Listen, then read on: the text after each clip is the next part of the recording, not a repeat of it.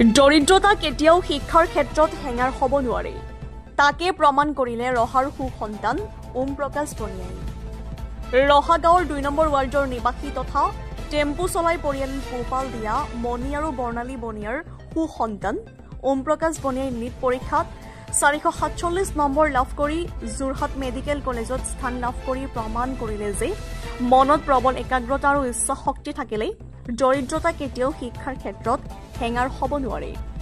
লগতে ৰহা নতুন চাৰিআলি নিবাসী তপন ভূঞা আৰু মনালিছা ভাৰতীৰ সুকন্যা শাশ্বতী ভূঞায়ো নীট পৰীক্ষাত ৪১৩ নম্বৰ লাভ কৰি নলবাৰী মেডিকেল কলেজত স্থান লাভ কৰি ৰহালৈ গৌৰৱ কঢ়িয়াই অনাত আজি অসম জাতীয়তাবাদী যুৱ ছাত্ৰ পৰিষদ ৰহা আঞ্চলিক সমিতিৰ বিষয়ববীয়া ২ মেধাৱী ছাত্ৰ ছাত্ৰীৰ ঘৰত উপস্থিত হৈ এখনকৈ দুজনকে ফুলাম গামোচাৰে সম্বৰ্ধনা জনাই আৰু উজ্জ্বল ভৱিষ্যত কামনা কৰে।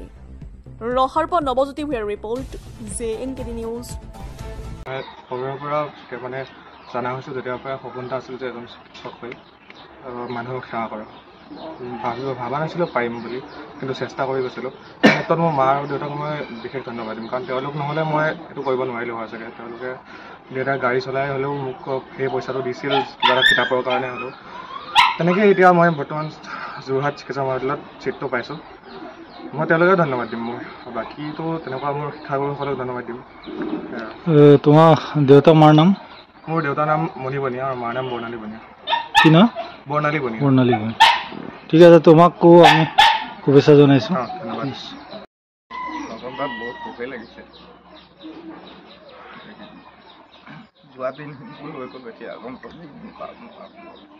আজি আপুনি ইমান কষ্ট হ'লেও ল'ৰাক পঢ়া শুনাই আজি এইটো মানে স্থান পাবলৈ সক্ষম হৈছে।